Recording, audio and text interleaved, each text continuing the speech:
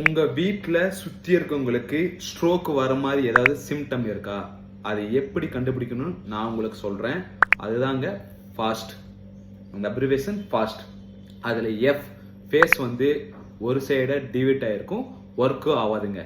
ரெண்டாவது வந்து ஏ உங்களுடைய ஆர்ம் லெக் வந்து பேரலைசிஸ் ஆயிருக்கும், கை கால் தூக்க முடியாது, வீக்னஸும் இருக்குங்க.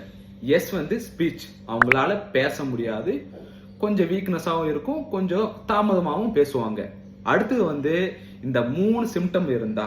நாலாவது வந்து டி, டைமுக்குள்ள பக்கத்துல நியூரோ ஃபெசிலிட்டி இருக்கிற ஹாஸ்பிட்டல்ல டைமுக்குள்ள அட்மிட் ஆகணும். அப்படி அட்மிட் ஆயிட்டா கம்ப்ளீட் ரெக்கவரி நம்ம பண்ணலாம். அதுக்கப்புறம் என்னன்னா, ஸ்ட்ரோக் வந்ததுக்கு அப்புறம் என்ன மாதிரி எக்ஸசைஸ் பண்ணணும், உங்களுக்கு ஏதாவது டவுட் இருந்தா கமெண்ட்ல எக்ஸசைஸ்னு சொல்லுங்க, நான் உங்களுக்கு பர்சனலாக மெசேஜ் பண்ணுறேன்.